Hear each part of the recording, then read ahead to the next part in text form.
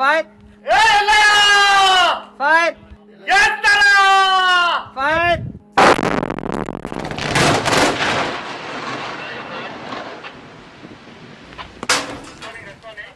తెలంగాణ కీర్తి కిరీటంలో ఇంద్రనీలమణి సింగరేణి.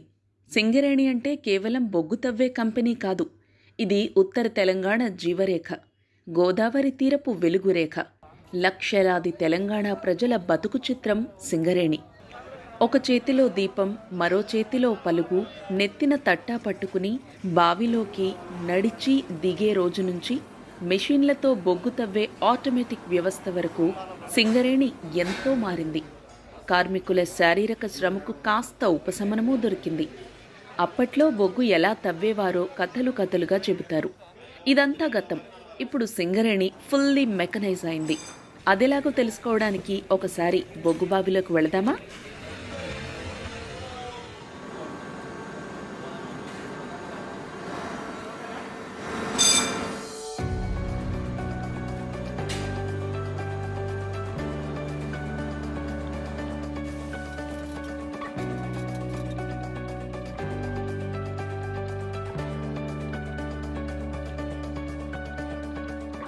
షిఫ్ట్ల ప్రకారం డ్యూటీకి అవసరమైన వస్తువులు, రక్షణ పరికరాలు తీసుకుని గనిలోకి వెళ్తారు కార్మికులు.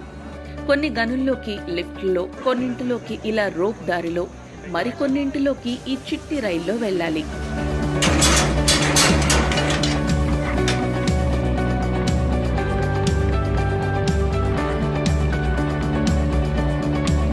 బ్లాస్టింగ్ చేసేవారి నుంచి మొదలు మెషిన్ ఆపరేట్ చేసేవారు, డ్రెస్సింగ్ చేసేవారు, వివిధ అనుబంధ పనులు చేసే ఎందరో కార్మికులు గనుల్లో పనిచేస్తుంటారు.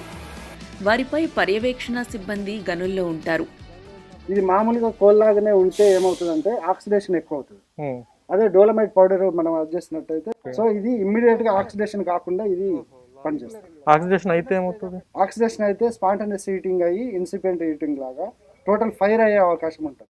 ఏదో బోర్వెల్ మెషిన్ లాగా ఉంది, ఏం జరుగుతుంది ఇక్కడ? పైకప్పు కూలిపోకుండా ఆ లేయర్స్ అలాగే ఉండడం కోసము సపోర్టింగ్ విధానం చేయడం కోసం ఆ లోతు వరకు అది హోల్ కోసి రూఫ్ పడకుండా ఉండడానికి. ఇప్పుడు ఆల్రెడీ ఇది ఇక్కడ ఉన్నాయి కదా, మళ్ళీ కొత్తగా ఎందుకు చేస్తున్నారు? ఎందుకంటే ఇది పాతగా వేసినప్పుడు చాలా సంవత్సరాల కింద నడిచిన గులాయి కాబట్టి మళ్ళీ ఇప్పుడు అది డెవలప్మెంట్ అప్పుడు చేసింది. ఇప్పుడు మళ్ళీ డీపిల్లరింగ్ ఇదే ప్యానెల్ లో స్టార్ట్ చేస్తున్నాం కాబట్టి ఆ లోడ్ అనేది ఇది బేర్ చేయడానికి అవకాశం.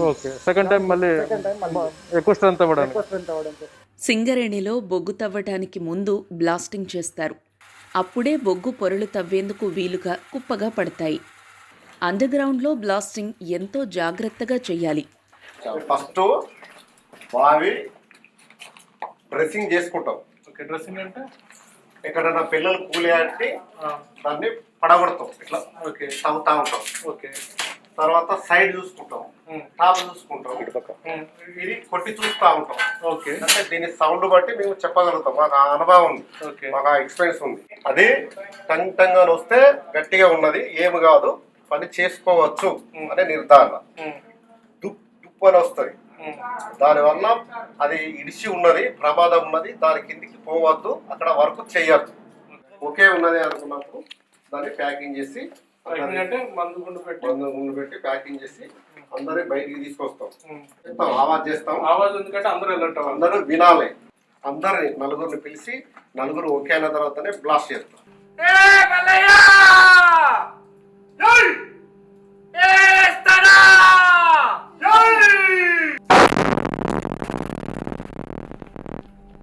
బ్లాస్ట్ అయిపోయినాక ఒక 10 minutes ఆగుతాం. అందులో స్మోక్ అంతా బయటికి రావాలి, అంతా క్లియర్ అవుతుంది. క్లియర్ అయిన తర్వాత అప్పుడు మళ్ళీ డ్రెస్సింగ్ చేసుకుంటా కొట్టుకుంటా చూసుకుంటా లోపలికి పోతాం. మళ్ళీ కొడతాం. ప్రతిసారి కొట్టడమే. మీరు చేరినప్పుడు యాక్చువల్గా ఎలా చదివారు? అప్పుడు తట్టతోటి అది ఉండేది. అప్పుడు అంతా వాటర్ ఉండేది, బాగా హీట్ ఉండేది. ఈ డెక్కర్ మీద ఈ బని ఉండకపోయేది, బనివతనే ఉండేది. డ్రైన్ల మీద కట్ డ్రైన్ల మీద ఉండేది. ఈ తట్టను ఎత్తుకొని ఇట్లా తల మీద పెట్టుకొని పోతా ఉంటే ఇది అంతగా లేదు, అంత బురద వాటర్. ఒక ఇట్లా అనంటేనే పళ్ళు కనిపించేది, కానీ మిగతా అంతా ఘోరంగా ఉండేది. అప్పటి పరిస్థితికి ఇప్పుడు చాలా టెక్నిజం పెరిగింది, చాలా ఇప్పుడు ఈజీ. అప్పుడైతే తట్టుకోలేదు, వన్ సైడ్ పోయినా కూడా హీటు. ఇప్పుడు మంచిగా ఏసీలో పలుగుతో కొట్టి తట్టతో లేదు. డైరెక్ట్ మిషన్సే కొట్టడంతోనే వచ్చి తీసుకపోతుంది, బెల్ట్ మీద వస్తుంది. సో అక్కడ బ్లాస్ట్ చేసాం కదా మనం ఆ ప్లేస్ లో. ఇప్పుడు మనం అక్కడికి వెళ్ళొచ్చా? ఓకే. తీసుకుంటూ వెళ్దాం. సో ఇంతకుముందు రాళ్ళనే లేవు. ఆ బొగ్గకి వచ్చింది, ఆ డిటోనేటర్ వేగానికి ఇక్కడ కొట్టేసింది ఈ బొగ్గు. ఈ బ్లాస్ట్ వల్ల ఇవన్నీ పిల్లల కింద వచ్చి పడ్డాయి. పేలుడు పూర్తయ్యాక బొగ్గును మెషిన్లతో ఎత్తిపోస్తారు. పేలుడు లేకుండా నేరుగా బొగ్గును తవ్వే మెషిన్లు కూడా ఉన్నాయి. మనం ఇప్పుడు భూమి ఉపరితలానికి 270 మీటర్ల కింద ఉన్నాము. ఇది సింగరేణికి సంబంధించినటువంటి గోదావరి కని 11 ఇంక్లైన్ మైన్ అనమాట. అదొక సింబాలిక్ గెస్చర్ అనమాట. సింగరేణి అప్లై అనగానే ఎత్తమెత్త తట్ట చేతిలో ఒక పారా పెడితే అదొక ఫోజ్ ఉండేది. ఇప్పుడు మొత్తం సీన్ రివర్స్ అయిపోయింది. ఎక్కడ చూసినా మెషిన్లు, ఆపరేటర్లు, యూనిఫాము, రిమోట్లు, కరెంటు అయ్యే కనిపిస్తున్నాయి అనమాట. సో సింగరేణిలో ఏం జరుగుతుంది, ఈ మెకనైజేషన్ ప్రాసెస్ ఎలా ఉందో తెలుసుకునే ప్రయత్నం చేద్దాం. బొగ్గు ఎలా తవ్వుతున్నారు అంటే ఏ మిషన్లో తవ్వుతున్నాయి, ఆ మిషన్ ఎలా పనిచేస్తే బ్రీఫ్గా చెప్తాను. కటింగ్ చేసుకుంటా సైమల్టేనియస్గా కన్వే చేస్తుంటారు షటిల్ కార్. ఇందులో ఎక్కడ మనిషి పని ఏం లేదు, శ్రమ పడేది ఆపరేషన్ ఉంటుంది. ऑपरेशन स्विच ऑन చేసి ऑपरेशन చేస్తాం. हम लोग सपोर्ट में रह के इससे 20 मीटर पीछे से कटिंग कर सकते हैं। 1 घंटे में कितने टन माइनिंग कर सकते हो? और ये करीब 1 मिनट में 10 टन अपना काट देते हैं। ఇదే మిషన్ బొగ్గు తీసి టబ్లో వేస్తుంది. డబ్బులో వేస్తుంది. ఓకే. దీని పేరు SDL, సైడ్ డిశ్చార్జ్ లోడర్ అంటారు. Side discharge. మీరు ఎంతకాలం నుంచి చేస్తున్నారు దీనికి ఆపరేటర్గా? 15 ఏళ్ళు. బొగ్గు తవ్వడం పూర్తయిన తరువాత దాన్ని కన్వేయర్ బెల్ట్పై లేదా తొట్టెల్లో పంపించి లారీల్లో లోడ్ చేసి అక్కడి నుంచి రైలులో చేరుస్తారు. ఇప్పుడు మనం చూసిందంతా అండర్గ్రౌండ్లో బొగ్గు తీయడం గురించి. ఇక ఓపెన్ కాస్ట్కి వెళదాం.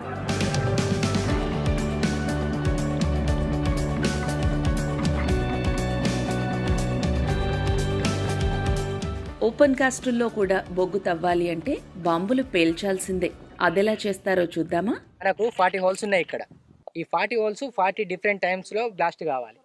అందుకే డిలే వాడతాం మనము. డిలే TLD వాడేసి బ్లాస్ట్ చేస్తాం. బ్లాస్ట్ చేసినప్పుడు ఏమవుతుందంటే మనకు ఒక్కొక్క హోల్ ఒక్కొక్క టైంకి బ్లాస్ట్ అవుతుంది.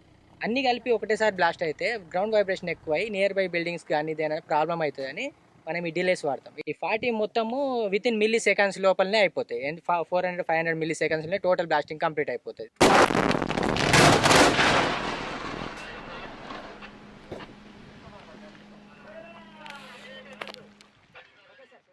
ఈ టైర్ చూసారా ఎంత పెద్దగా ఉందో? ఇప్పుడు నా చెయ్యి పెట్టాను, నా చెయ్యి కంటే హైట్ ఉంది. ఓన్లీ టైర్ ఎంత ఉందంటే ఈ మిషన్ ఎంత ఉందో చూడండి.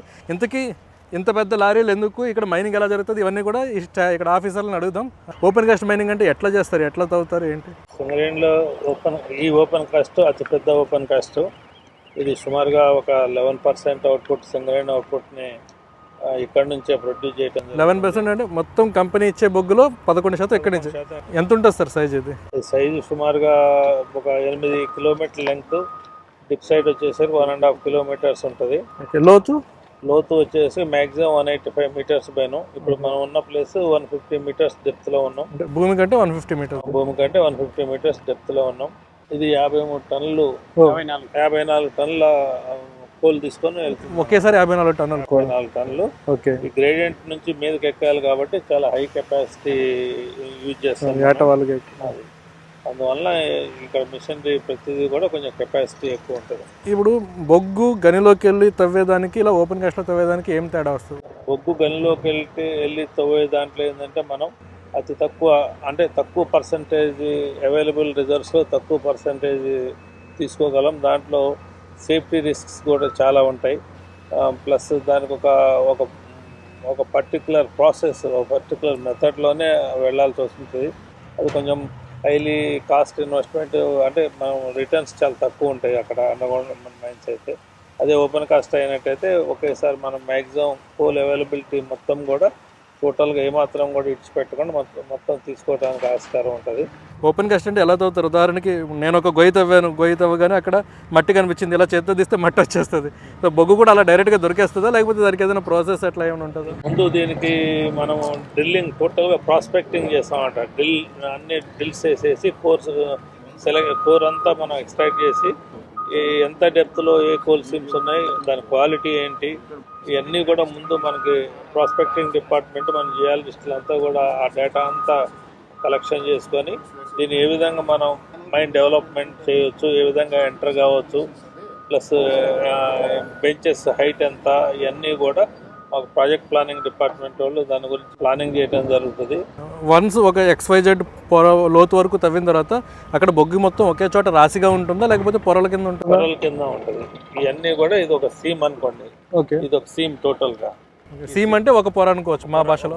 ఒక పొర అంటే ఒక్కొక్క పొర ఒక్కొక్క మందం ఉంటుంది. ఓకే, దానికి అనుగుణంగా మేము దానికి హోల్స్ డ్రిల్లింగ్ చేసేసి ఎక్స్ప్లోజివ్స్ పెట్టి బ్లాస్ట్ చేసి అది లూజ్ అయిపోయాక దాన్ని మనం ఈ షవల్స్ ద్వారా తీసుకొని డంపర్లో నింపడం జరుగుతుంది. ఓకే, ఇది అప్పుడు మన CSP పాయింట్కి డిశ్చార్జ్ పాయింట్కి పోయి అక్కడ డంప్ చేయడం జరుగుతుంది. ఇది ఫర్ ఎగ్జాంపుల్ డెప్త్ కంతా తవ్వేశారు అనుకుందాం, ఇక్కడ కోలు దీని కింద ఇంకా కోల్ ఉంటుందా లేకపోతే ఇక్కడ క్లోజ్ చేయాలి? మనకి ముందు ఈ ప్రాస్పెక్టింగ్ డ్రిల్లింగ్ లో తెలిసిపోతుంది మ్యాక్సిమం ఎంత డెప్త్ వరకు కోల్ ఉన్నది, ఎన్ని సీమ్స్ ఉన్నాయని మనకు వాళ్ళు డేటా ఇస్తారు.